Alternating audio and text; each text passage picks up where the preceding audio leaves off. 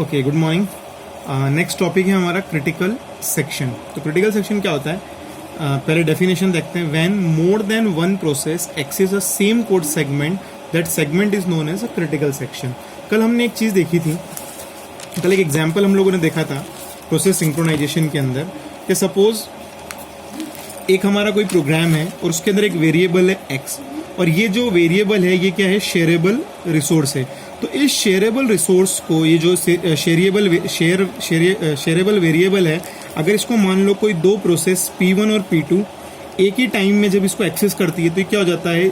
हमारा जो डेटा है वो इनकंसिस्टेंट हो सकता है।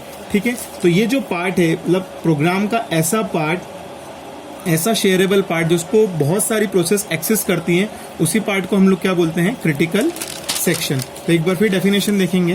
तो डेफिनेशन क्या बोल रही है? When more than one process access a same code segment, that segment is known as critical segment. Access a same code, और सेम कोड कौन सा? शेयरेबल। सपोज मान लीजिए ये एक प्रोग्राम है, सपोज यहां से एक प्रोग्राम हम लोगों ने लिखा,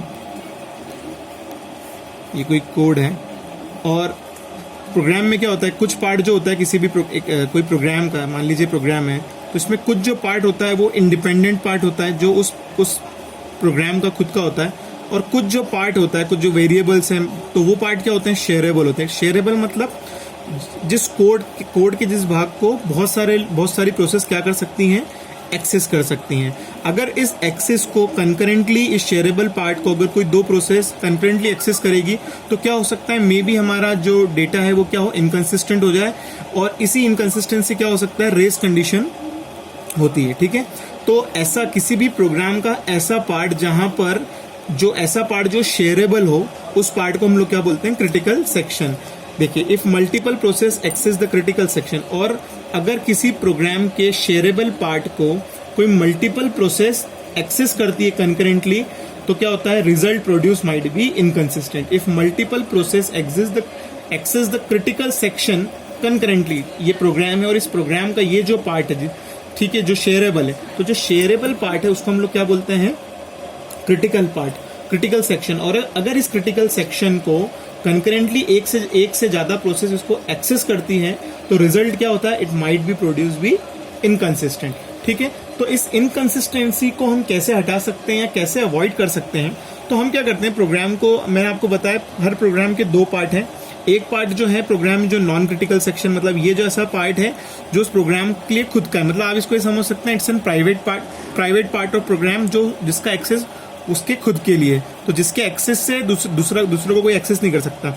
और दूसरा कुछ पार्ट है क्रिटिकल सेक्शन जो पब्लिक पार्ट है, जिसको दूसरी प्रोसेसेस भी यूज कर सकती है। तो अगर इस सेक्शन को एक से ज्यादा प्रोसेस शेयर कर रही है तो इनकंसिस्टेंसी होगी। तो हम इस इनकंसिस्टेंसी को यूज करने के लिए क्या करेंगे? इसके ऊपर एक एंट्री सेक्शन लगाएंगे। एंट्री सेक्शन मतलब जब भी इस क्रिटिकल सेक्शन को, मतलब हमें इस इनकंसिस्टेंसी को हटाना है और डेटा को कंसिस्टेंट रखना है, तो हमें इस शेयरेबल पार्ट के ऊपर क्या लगाना पड़ेगा? लॉक लगाना पड़ेगा। इट मीन्स दैट जब भी कोई प्रोसेस इस क्रिटिकल सेक्शन को एक्सेस करेगी तो उसके पहले उससे क्या करना पड़ेगा? इस एंट्री सेक्शन के कोड को एग्जीक्यूट करना पड़ेगा, और जब भी इस पार्ट को छोड़ेगी तो उसको क्या करना पड़ेगा? इस एग्जिट सेक्शन कोड को चलाना पड़ेगा। इसको सिंपल भाषा में आप ये समझ सकते हैं कि जब भी किसी प्रोसेस को क्रिटिकल सेक्शन के पार्ट को एक्सेस करना है, प्रोग्राम को एक्सेस करना है, तो उसे क्या करना पड़ेगा? एंट्री सेक्शन मतलब आप समझ सकते हैं, for example it's an lock.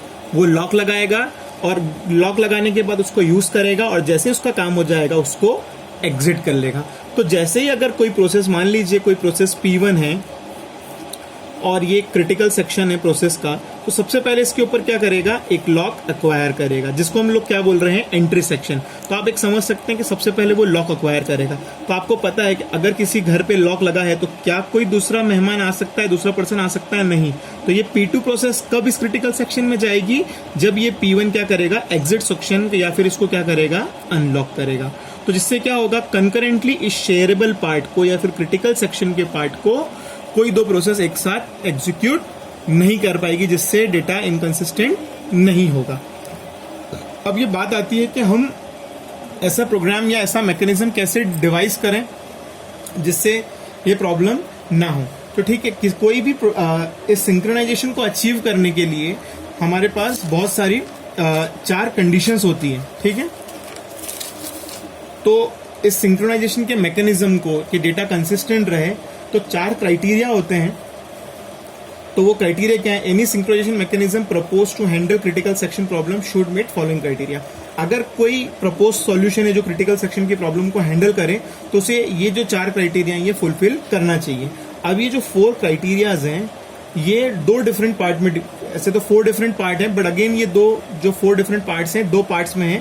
पहले जो 2 पार्ट्स हैं वो है प्राइमरी या फिर मैंडेटरी, और दूसरे जो पार्ट है वो सेकेंडरी या फिर ऑप्शनल। इट मीन्स दैट अगर कोई प्रोग्राम, कोई मैकेनिज्म है जो बोलता है कि it will handle critical section, तो उसको इन 4 क्राइटेरिया को फॉलो करना है। 4 में से ये जो म्यूचुअल एक्सक्लूजन और प्रोग्रेस जो वाला जो क्राइटेरिया है ये मैंडेटरी है, and bounded waiting and architectural neutral जो है ये ऑप्शनल है। इसमें सबसे सिंपल आर्किटेक्चरल न्यूट्रल जो है, मतलब इट मीन्स दैट कि आप ऐसा नहीं बोल सकते आपने जो सॉल्यूशन दिया it will dependent on any hardware और it dependent on any operating system. आप ऐसा नहीं बोल सकते कि जो मेरा सॉल्यूशन है वो लाइनेक्स कंपेटेबल है या फिर विंडोज कंपेटेबल है, या it needs some amount of memory, या 1 गीगाहर्ट्ज का प्रोसेसर होना चाहिए, 2 गीगाहर्ट्ज का प्रोसेसर होना चाहिए।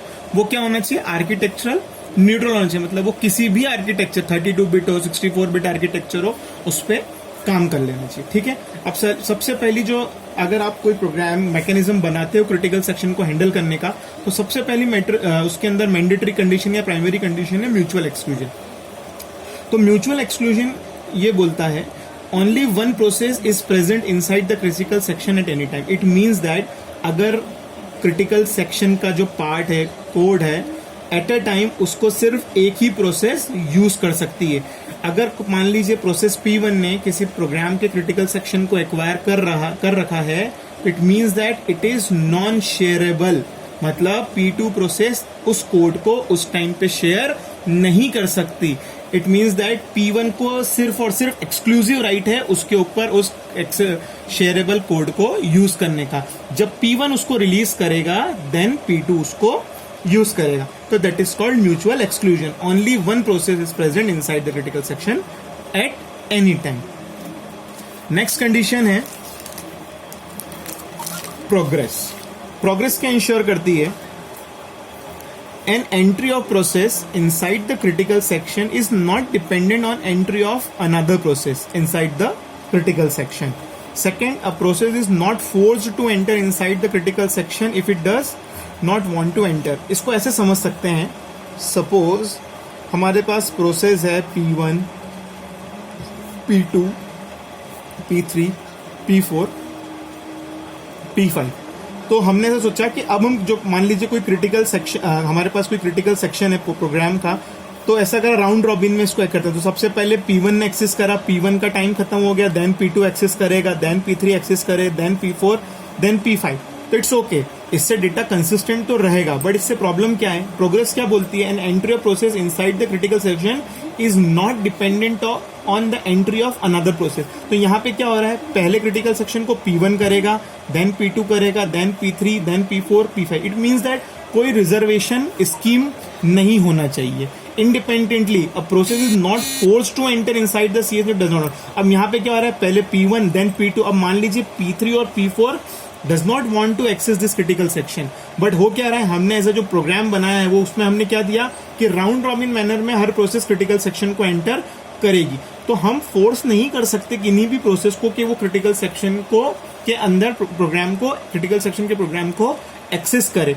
सिर्फ वही लोग कंपीट करें, मान लीजिए यहाँ पे P1, P2 और P5 कंपीट करें जिसको क्रिटिकल सेक्शन चाहिए। हम ऐसा फोर्स नहीं कर सकते कि पहले P1 ही जाएगा, देन P2 जाएगा, देन P5 जाएगा। मान लीजिए P1 जा रहा है, P2 का काम, P2 गया, उसके बाद P2 को काम नहीं है, तो देन P5, फिर P1 जाए, और फिर हम P2 को फोर्सफुली इंसर्ट करें कि नहीं आप जाओ, उसके बाद ही P5 आएगा। इट मीन्स दैट प्रोग्रेस होना चाहिए, और किसी भी प्रोसेस को हम फोर्सफुली नहीं बोल सकते कि आप क्रिटिकल सेक्शन में जाओ, और या ना ही कोई ऐसा रिजर्वेशन मैकेनिज्म के इसके बाद ये प्रोसेस क्रिटिकल सेक्शन को एक्सेस करेगा। नेक्स्ट है आपका बाउंडेड वेट। बाउंडेड वेट क्या बोलता है? द मैकेनिज्म शुड इंश्योर, क्या इंश्योर करना चाहिए? Wait of process to enter critical section is bounded. A process get to enter the critical section before its wait gets over. तो इसको ऐसे समझते हैं, सपोज मान लीजिए P1 और P2 कोई प्रोसेस है और ये क्रिटिकल सेक्शन का पार्ट है। P1 आया, P1 ने एक्सेस करा, P1 ने इसको छोड़ा और जैसे ही P2 आया उसके बाद फिर P1 ने फिर इसके ऊपर इस कोड को एक्सेस कर लिया, अगेन छोड़ा, जैसे फिर P2 वापस लेने आया फिर P1 ने कर लिया। तो इससे क्या होगा, अगर बार बार P1 इसको एक्सेस करता रहेगा तो P2 क्या चला जाएगा, एक बहुत लंबे इनफाइनाइट टाइम तक वेट में चला जाएगा, जिसको बोल सकते हैं अगर वो स्टारवेशन हो सकता है, वो बहुत लंबे टाइम तक वेट करे। तो बाउंडेड वेट ये बोलता है कि एक पर्टिकुलर वेट के बाद आपको क्रिटिकल सेक्शन मिलेगा ही मिलेगा। इट मीन्स दैट कि एक बाउंडेड टाइम वेटिंग टाइम है, मान लीजिए थ्रेशोल्ड टाइम है 10, तो आफ्टर 10 यूनिट ऑफ टाइम एक प्रोसेस को क्रिटिकल सेक्शन अलॉट हो ही जाएगा।